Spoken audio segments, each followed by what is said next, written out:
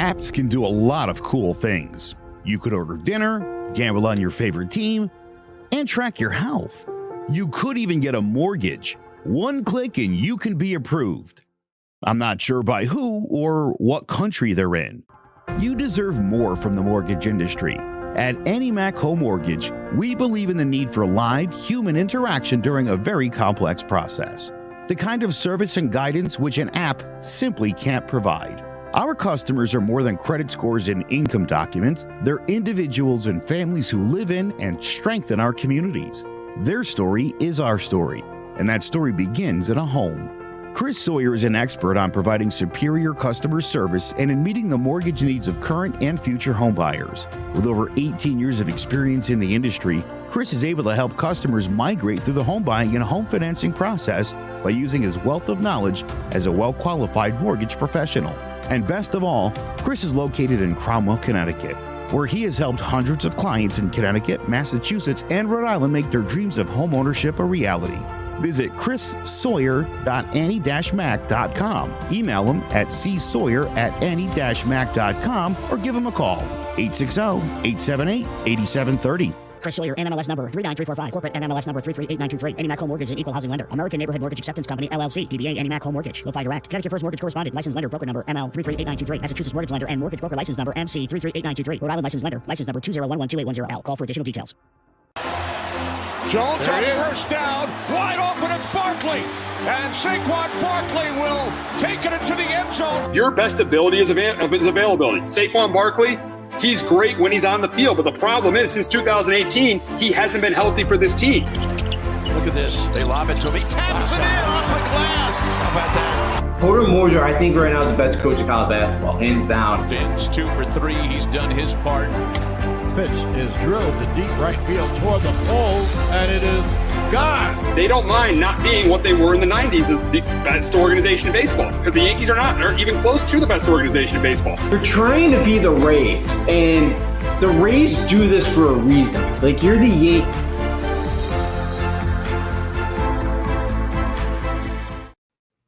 Welcome to Sports Talk with R&J. I'm Steve Risser, along with Justin React, and the issues with the Nets have continued.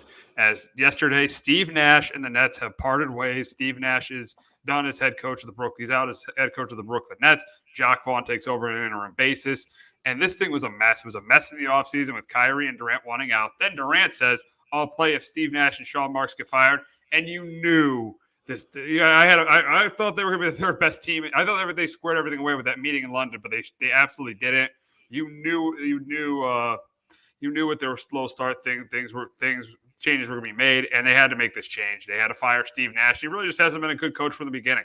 He just hasn't been. I mean, he's been given a ton of talent, and the Nets have clearly underachieved in the playoffs. Yeah, they have. It's been a move that I think a lot of people thought was already going to happen. I heard Saturday night he laid into the guys for effort, and again, I think they probably didn't really respond to him. Again, I could imagine KD or Kyrie probably weren't too happy with it. That Nash was angry with them with the way the effort's been. And, I know KD said he was surprised. He said he woke up he was napping when he heard about this. And I don't think, I'm not shocked. I think he played a big role in this. But yeah, that organization, just such a dumpster fire. It really has. Again, they built a great culture with Kenny Atkinson, what they were building with Jared Allen, Chris LeVert. They had it all going, and this is what happens when you let two superstars run and walk all over your organization. And them and the Cleveland Browns will always be losers because they can never gain good culture, and I know we'll get to probably the other move in a minute as well, but they don't know how to make good moves. Every move it's another avalanche of failures coming their way. Those two, again with the Nets, they had so much talent, but they threw it all away. They couldn't get it together, and they kind of had something going there for a bit, but then it's what happens. Yeah, they always know how to screw it up. Remember when they traded for Garnett and Pierce, and they were terrible a couple years after that, and then they got this big break, and they did it, and you hit it right in the head. They were building a culture with LeVert and Jared Allen. They were building a culture with Kenny Atkinson, and then they stupidly fired Kenny Atkinson. And then they hired Steve Nash, and Kyrie said, "We don't need to be coached. We don't need to be coached." Listen, Kyrie, you definitely need to be coached. Even look at the top teams in the league. When LeBron has won championships, he had Eric Spoelstra as his head coach, and he had Ty Lue as his head coach. Probably the top two coaches. Probably those were the two best coaches he had. Look at the Warriors. I know they have Steph Curry, but Steve Kerr's a really good coach. I know coaching isn't as big in the NBA as it is in the NFL, but still, I feel like you have to have a good coach to win an NBA championship, and the Nets clearly didn't. Yeah, I think you do. I think you need to have somebody that does kind of know the X's and O's somewhat, because you could see in the playoffs, in big moments, Nash just didn't draw up very good plays, so I think that was a problem as well. But yeah, I don't think you need a great coach. You don't need that Hall of Famer, but you need somebody that kind of knows how to control the locker room. I know some of the stars don't like it, but you do need somebody that can kind of hold guys accountable at sometimes. And, you do need somebody that's decent. I don't think Nash is that guy, but I imagine too, like Nash isn't that disappointed. Like I bet deep down, I bet he's kind of relieved because the moment he got here, it was always a different sideshow. There was always a sideshow, something going on. So he never really got the coach either. Like there was a ton going on. I feel like for a first-time head coach, that's tough to deal with too. Yeah, I mean, it's a lot of the issues are with Kyrie Irving. I mean, in 2021, he took time off for no reason. Then last year, I mean, he chooses not to take the vaccine. I know what you put in your body is your choice, but if it's something you have to do to play, you really should do it. So yeah, he's had a deal. It's not all him. I don't think he's a good coach, but it's not all him. This is absolutely on Kyrie Irving. I think it's not more on Kyrie Irving than Kevin Durant. I think it's definitely on Kyrie Irving, and then Kevin Durant. As great of a player he is, he's just not a leader, and he's really proven it over the last 6 years. When he joined the best team in basketball in 2016, and then he's came to the Nets, and he really he's a great player. But the difference between him and LeBron James and Steph Curry are they're both great leaders. Durant isn't. No, he's not. And, he's never been able to control Kyrie and try to get Kyrie in the right kind of mindset. I know that's tough to do. And I know players don't go kind of against each other. But again, like Saturday night was another example, the tone deaf comments that Kyrie made. He could have kind of, maybe he didn't, inside closed doors, but he could have kind of called out Kyrie for those things. He just hasn't. And yeah, that's been a problem. That's why it has, again, he's still one of the best players in the world. But it has tarnished his legacy a bit to kind of win with the Warriors, to kind of go here and not be able to get it done, teaming up with Kyrie. Again, it was a mistake to team up with Kyrie in the first place, but absolutely, he has not been a leader since he's gotten in the league. It's just, he hasn't. And he's been somebody too that when somebody kind of jumps on him on the media, he'll go respond at you. He'll go make these, he's not as thick-skinned. And I wonder too, at times, if he does get mad at somebody, he doesn't want them barking back at him. Exactly. He's very thick-skinned. He doesn't take criticism well. Like guys like LeBron, they take the criticism and they get better because of it. Durant doesn't. Yeah, I mean, it's definitely hurt his legacy here. I think it hurt his legacy a little bit joining that team in Golden State, not winning his own championship. I mean, he's going to be known as one of the top players of our generation, but you just can't put him in the same conversation as LeBron James. You absolutely can't put him in the same conversation as Steph Curry as well. No, you can't. Absolutely. And it's too bad because he's right up there with those guys. He's as good as those guys. But yeah, he hasn't been able to win the championship. He's had a good enough team around him most of his career. He's had talent, and it's just, it hasn't clicked for him. He's not a vocal guy for whatever reason. And I wish he would step up and be more of a leader and be more kind of assertive, because I think, as you mentioned, he could be right there with LeBron. He could be, in Curry, and he's at that level. And yeah, he'll still be recognized one of the greats that's played during this generation. But yeah, again, he could have 4, 5 championships. He really, if things went different for him, and it hasn't throughout his career, and it's too bad to see. It absolutely is. And the next thing we got to get to, though, is who's going to replace Steve Nash. And it looks like it's pretty obvious. It's going to be Ime Udoka. It looks like the Celtics are going to let him free, and Udoka is going to take over the head coach. And the big question is can this team bounce back with Ime Udoka? I feel like they will a little bit, but I still don't think they'll be better than the Celtics or the Bucks with Udoka as the head coach. But it is an improvement. But as we know, there's a reason the Celtics are just letting him go. what he did was absolutely inexcusable. Yeah, and this is why I brought up the Browns, because this is the same thing. They just, they cool. I just don't get it. Yeah, I just don't get why because he did something again. The warrant is full year suspension. Again, he had to do something. Nobody knows what it is. And I don't know what happened to investigate. The investigation's been quiet with all that, but yeah, I don't think it's a great move for the Nets. It's another tone deaf thing by them. Just not. And I know KD and him got along when he was with Steve Nash's assistant, but I know Kevin Durant got along with Steve Nash when he was the assistant at Golden State. So I don't think there's going to be much to turn this thing around.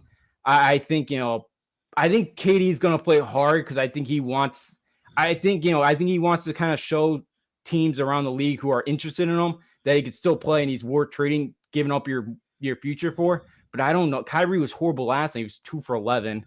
I don't know. Kyrie's into it, and some of these guys around him. I don't think it's going to change too much. So the Nets are going to get at least in the play-on game. Though they shouldn't even have to at least play in that. But I don't think it's going to help too much. Yeah, I think they get in the play-in tournament, but depending on who the head coach is, I think they do get in the play-in tournament, but they don't go much further. They're not on the Celtics and Bucks level. And I think right now I'll take the Cavs over them. I'll take the Hawks over them. I'll take teams like that over them. I'll take the Heat over them. I'll take all those teams over the Nets right now. That just the chemistry is absolutely terrible, and it looks like they probably should just parted ways with Durant and Kyrie in the offseason because it looks like they're just going to part. It looks like Kyrie's probably not even going to last the year with this team.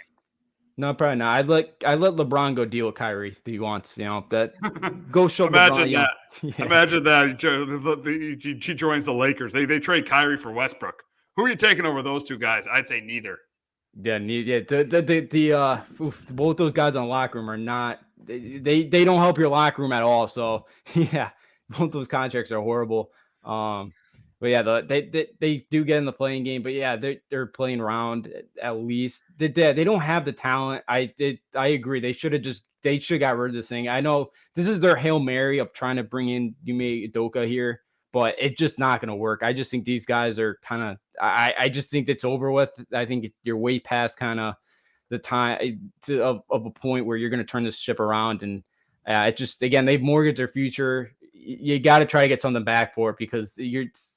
Again, maybe it's a mediocre season, but it's nothing like having with KD and Kyrie. You should be a title contender, and they're not with those two right now, and they probably won't be. Oh, absolutely not. This team is. I think I have to be honest. This team is far away from being a title contender. But now we're going to talk about two championship contenders, and that's the World Series between the Phillies and Astros. Last night, the Phillies with that crowd won 7-0 over the Houston Astros. Bryce Harper. He's been unbelievable in the postseason. I think you could argue he might be the best player. I mean, outside of Aaron Judge, he might be the best player in the game right now with the way he's been playing.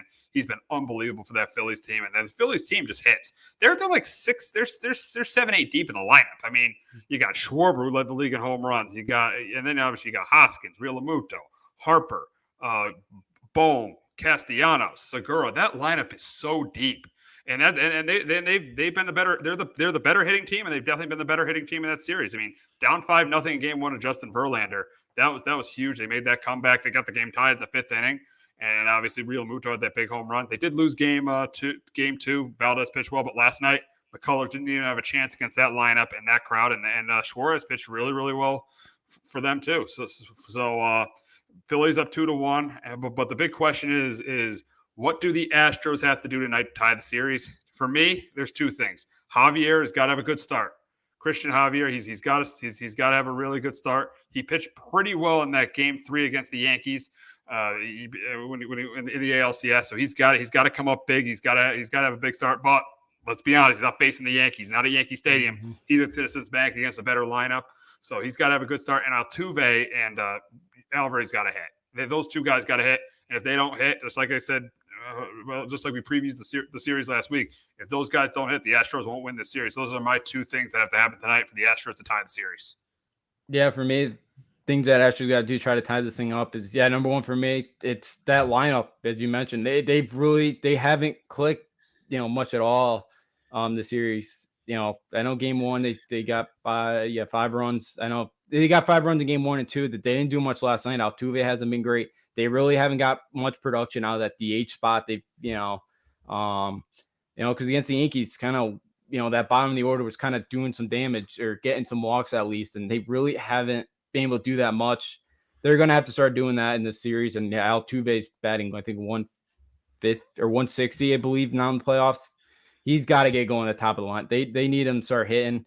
And then, for me, the other one is I think it's on Baker, Dusty Baker too.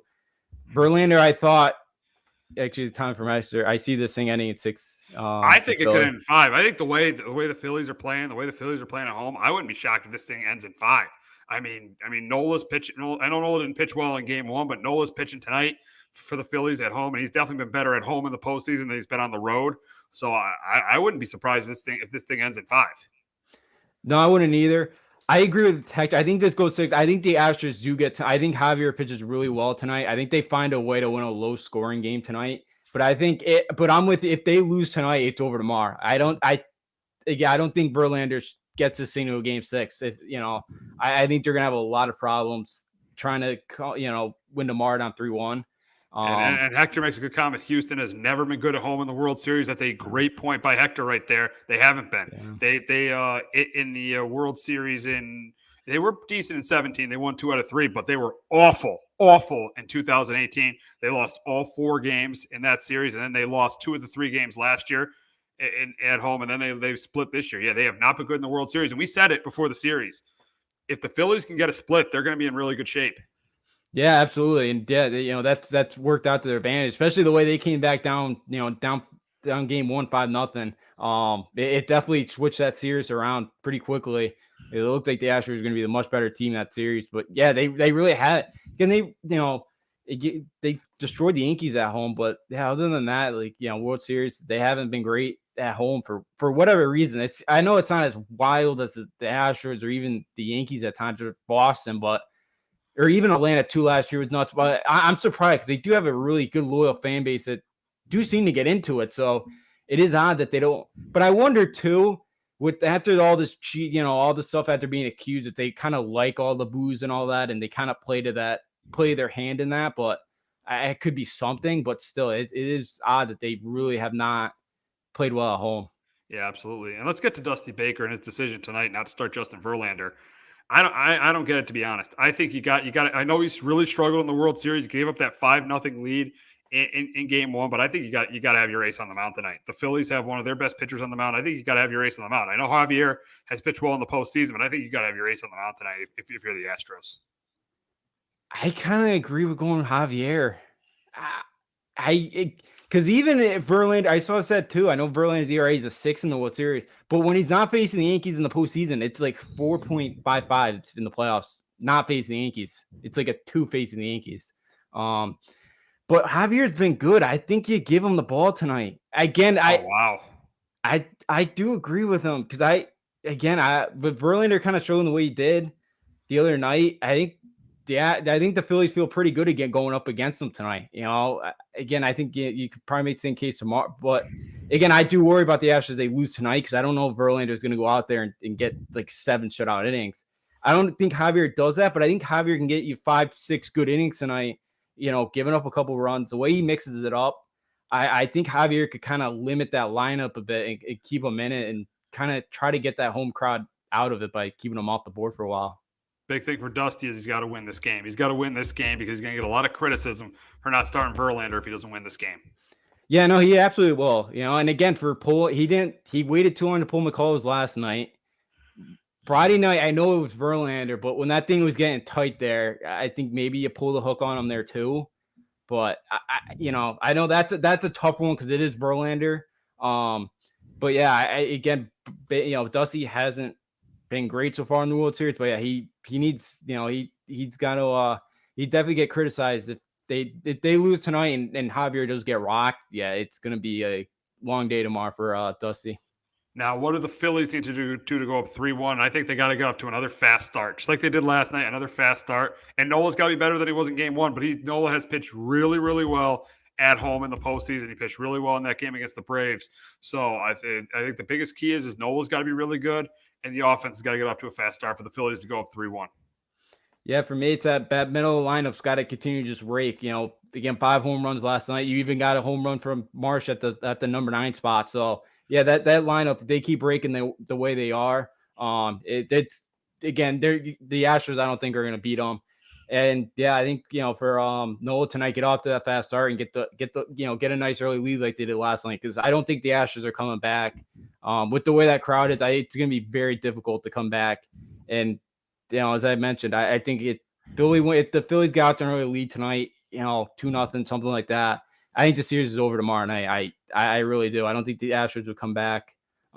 Just the way that crowd's been, Philly's been playing right to their hands. So I think Philly gets off their early lead tonight. They're looking really, really good. Yeah, if the Phillies win tonight, there's a really, really good chance that they're going to win this series in 5 games.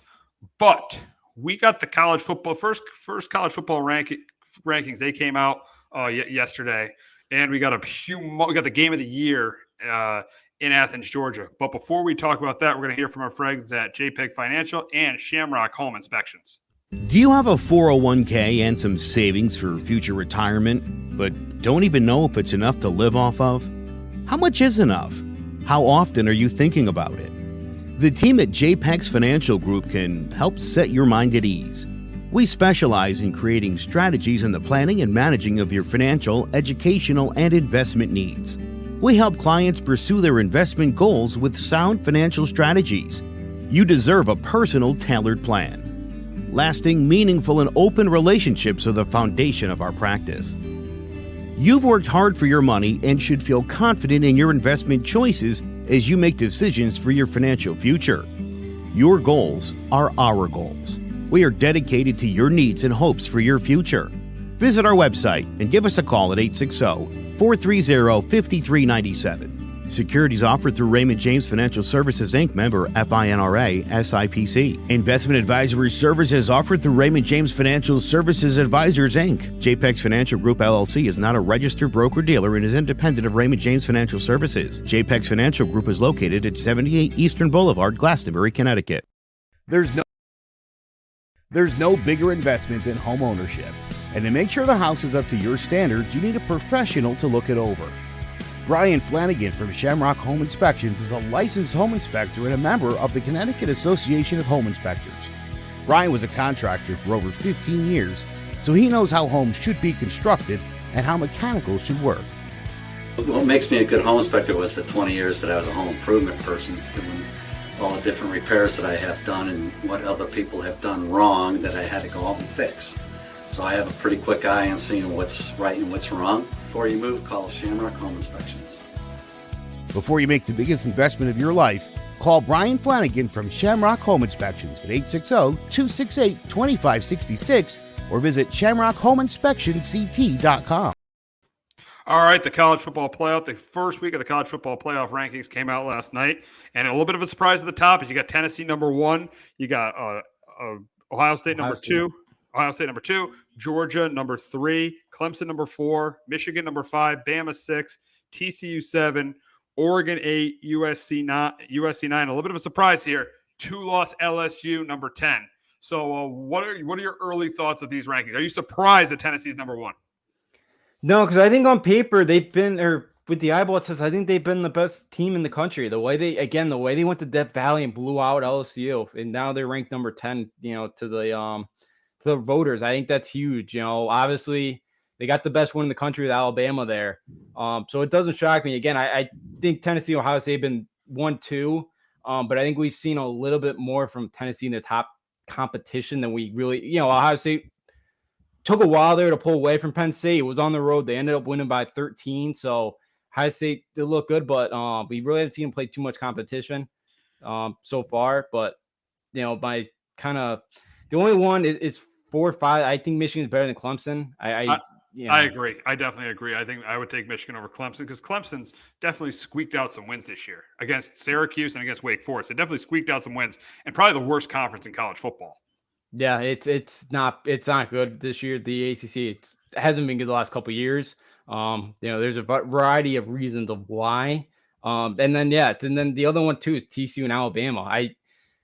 I know the committee said, well, we want to balance attack and they've fallen behind, but outside of West Virginia, the last 4 weeks before they played a top 25 team.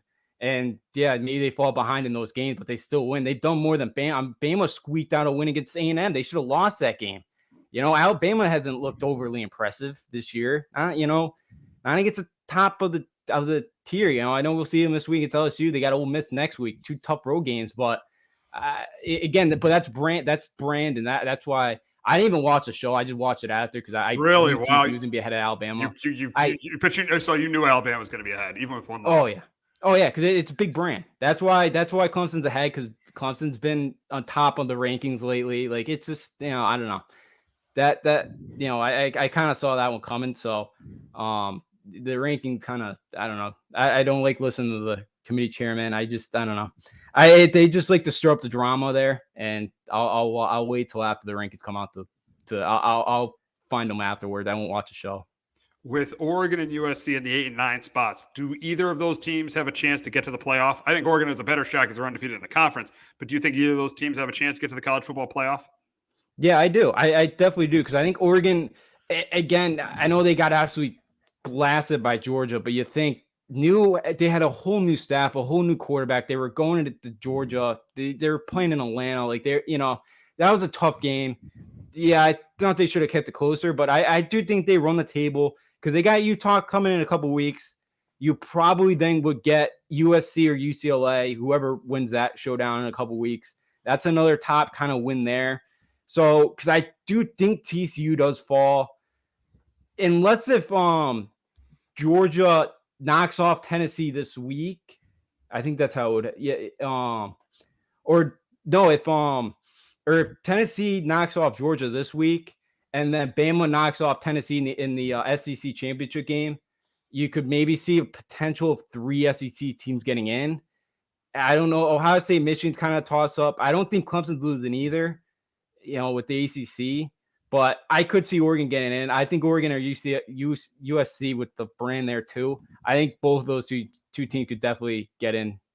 Looking at it around 10 through 15, I will go even lower to 17. A little bit of surprises there. You got 2-loss LSU ahead of Ole Miss. I even though LSU beat Ole Miss, I probably would have had Ole Miss ahead of LSU. You got Illinois at 16. I mean, below Kansas State, Utah, and Penn State. Do you think the Fighting Illini are getting a little bit of disrespect there? I think with the Big Ten, I really like Illinois. Like, you picture Brett Bielema. This is the teams that he was Wisconsin. A decent enough quarterback, a really good running game, a really good defense. Like, this is his Wisconsin teams that are really, really good. But yeah, like, for me with Illinois, I think they could kind of hang around. But with their defense, I don't know if if their offense could do enough. I think they got a pretty good team with the roster.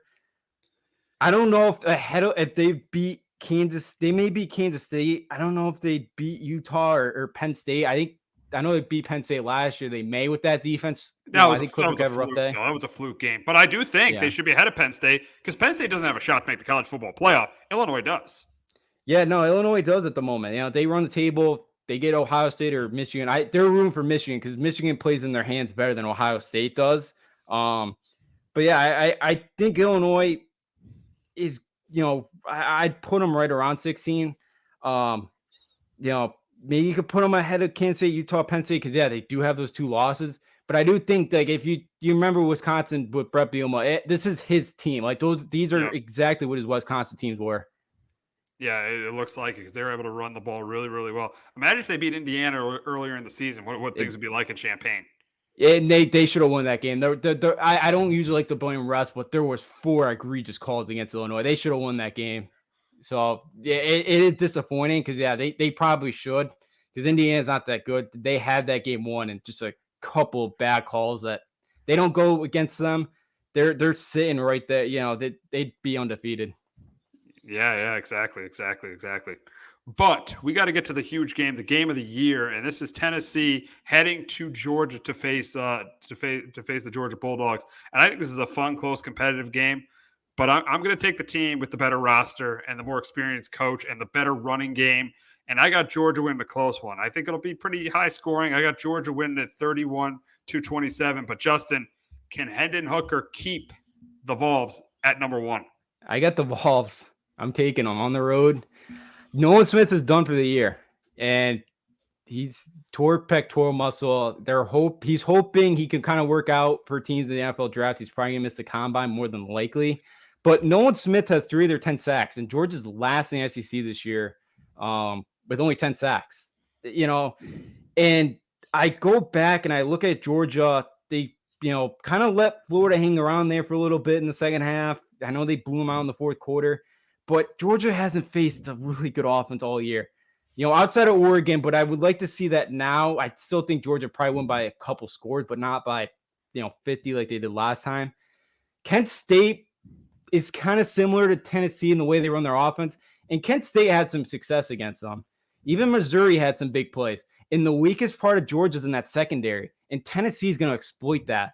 With the way they play with, they use the whole space of that field, and with the spacing they use, they're gonna, they make Georgia expose how many guys they're gonna have in the box, and then they go run or pass off of that.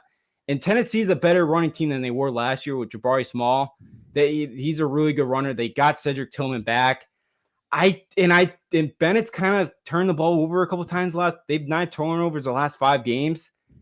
Tennessee's defense isn't great, but I don't know if Georgia's going to be able to put up points. I think Georgia's defense is still good, but I don't think it's as elite as people are kind of saying it is. It is a downgrade, obviously, from last year, but I think Tennessee could put up some points against them. I really do. I think they expose them.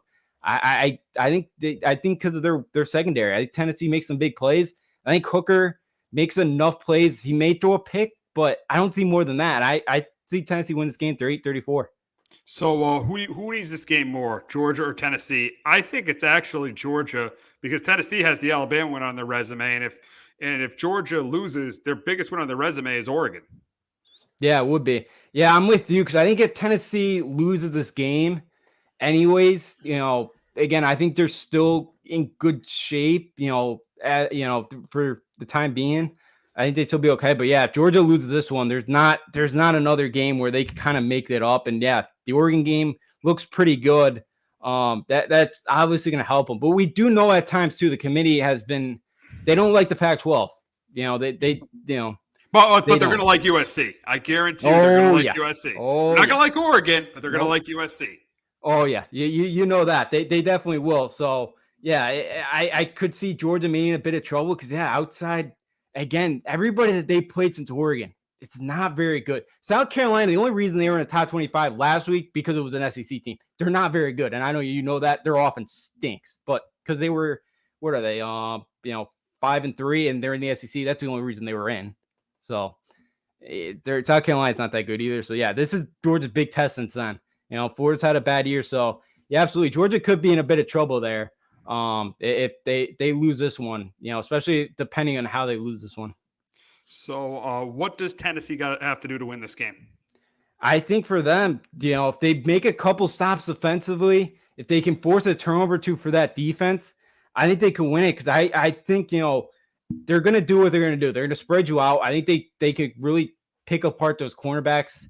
And I think they could hit some big plays with Hyatt, and now with Tillman, because Tillman's the guy that everybody was kind of talking about. He's potentially a first-round guy, and I think he's still kind of it. He still could be, and Brooke McCoy as well, who's 5-star, was at Texas, USC, didn't pan out there, and he's starting to really come along and be a key part of this offense the last 2 weeks. So I think with everybody Tennessee's got, I don't think Georgia has enough this year to slow them down. I know Tennessee got 14 points quickly last year against them. They didn't do much the final 3 quarters. But I think even down there this year, I think Kirby's going to have a tough time trying to find an answer to slow down that defense or that offense. What does Georgia got to do to win the game? Georgia, Bennett can't turn the ball over. They're going to have to shorten this game. They're going to have to keep Hayden Hooker off the field long enough in that team. Kentucky tried to do that last week. It didn't work. And Levis did not play well at all. That secondary is getting a little bit better, but, Levis really is just tanking his draft stock right now. The way Georgia can run the football could kind of create some problems for them. But if they can short this game and try to limit the possessions of Tennessee, they have a very good shot. But they're going to have to put up points, I feel like. And Bennett looked good early, but the last couple of weeks, he's kind of looked a little bit fraudulent. And I think that could be a problem if he throws a couple interceptions this game. We got another big game in the SEC as Alabama travels to LSU to face the LSU Tigers. And this is a close competitive game, but I think Bama pulls away in the second half. Bryce Young outplays Jaden Daniels, and I got Bama heading to Ole Miss with one loss. I think it's going to be a huge game next week between those two teams. But can Brian Kelly pull off a huge upset? Can Brian Kelly finally beat Nick Saban? Yeah, I don't know if I think this game's close, but I think Bama finds a way at that Valley. I think Bama's got him 38-31. Yeah, sets up that big showdown. Lane Kiffin was defending Nick Saban last week. He was going after Jimbo for the offseason comments. Wow. He's stepping up for him. Did not like how he attacked him. So laying back in Saban's good graces. They're trying to be. But yeah, I think the way LSU's ran the football, they've really found an identity that's worked out the play action. The last few weeks, LSU very quietly is kind of now 6-2. I get why they were in front of Ole Miss because they did get the head-to-head. I don't mind that. But Ole Miss still does control their own destiny. So right now, and if LSU loses on Saturday night, but I think I think Bryce Young makes a little bit more plays than Jaden Daniels does in this game. I think Bama wins this one 38-31. I don't think LSU has enough offensively to keep up. Their defense isn't great either. Like Florida ran all over them. I think Alabama's going to be able to do that this week. I think Jahmyr Gibbs is going to have a big day on the ground. But I think LSU keeps this close. Being a Saturday night, Brian Kelly's really figured that team out, but they're not at the level yet. They're close. They're getting there. But Alabama's got a little bit too much talent for them. We got a big one in South Bend as Clemson faces Notre Dame. Drew Pine has played better since he's taken over as the starting quarterback, Connecticut guy from New Canaan. But in this game, it's going to be interesting. I don't know, is DJ starting? I believe so. From what I've heard, but Dabo's keeping that. Between I think out of all the games on Clemson's schedule, I know they play South Carolina, but I think this is the game they could lose. I think Notre Dame's playing a little bit better. I think this is a low-scoring game, but I do think Clemson pulls it out. I got Clemson staying undefeated and winning 23-20. But can Marcus Freeman get his biggest win as Notre Dame head coach? I don't see it. I got the Irish going down 23-17. I think, the way to beat Clemson defensively is in the secondary, because they don't have the talent that they have the last couple years. But the problem is, and I know you know this, Drew Pine isn't great, and they don't have guys in the second. They don't have the weapons to be able to make big plays or make that that big 30-yard catch. That's gonna really kind of make those corners kind of play press coverage or anything like that. Like they don't have the guys in the open field that are gonna make big plays, and I think that's the problem. I think that offensive line's starting to get a little bit better each week. Michael Myers is pretty good at tight end, but I don't think, unless you have Travis Kelce or Mark Andrews, it's very tough. Your tight end's like the top guy on your team, offensively for weapons. I think Pine makes a couple interceptions in this game. I think DJ plays well enough against that, against Notre Dame's defense. I think they do enough in that game to win it. It'll be difficult, but I just don't think Notre Dame has the talent to kind of hit some big plays against that secondary. Pine's been really going after Meyer. I could see, Dabo maybe trying to double team Myers this week to try to make him, have to throw the deep ball. But I don't, I think Pine makes a couple mistakes in this game. I think Clemson's a better team coming off, a bye as well. I know Notre Dame's trying to get it better, but starting to play a little bit better. They ran the ball really good against Syracuse. Syracuse made a couple of mistakes in that game. And for Clemson, because they got Miami the 19th, but Miami, that Mario Cristobal, we both mentioned the Mario Cristobal to Miami was not the greatest hire in the world. But Clemson, if they win this game, they're probably looking 12-0 going to the AC championship game. It's North Carolina, which could be interesting. North Carolina could put up some points, but they can't stop anybody. Yeah, they definitely can't. They absolutely can't stop anyone. Remember that game with Appalachian State early in the year where they gave up almost 60 points. Yeah, Drake May though, you remember Luke May, the basketball player? That's his brother. Yeah, it's his younger brother. Wow. on the run, he makes throws that like Mahomes. I know it's a college level, but he makes throws that Mahomes and Allen can make like on the run. Like he is talented. A couple years, so he's going to be the number one pick. I truly believe it. He's gonna. I wouldn't be sure he went to Heisman before he leaves even for the draft in the next couple of years. He is good. Wow. I'll be looking forward to seeing him in the next couple of years. But that's going to wrap it up this week on Sports Talk with R&J. For Justin D'Onofrio, I'm Steve Risser. We'll be back next week talking Week 10 of the NFL season and Week 11 of the college football season. Have a great weekend, everyone. Jones on first down, wide open, it's Barkley. And Saquon Barkley will take it into the end zone. Your best ability is availability. Saquon Barkley, he's great when he's on the field, but the problem is since 2018, he hasn't been healthy for this team. Look at this. They lob it to him. He taps it in off the glass. How about that? Porter Moser, I think right now is the best coach of college basketball, hands down. Fins 2 for 3. He's done his part. Pitch is drilled to deep right field toward the pole, and it is gone. They don't mind not being what they were in the 90s as the best organization in baseball, because the Yankees are not. They're even close to the best organization in baseball. You're trying to be the Rays, and the Rays do this for a reason. Like, you're the Yankees.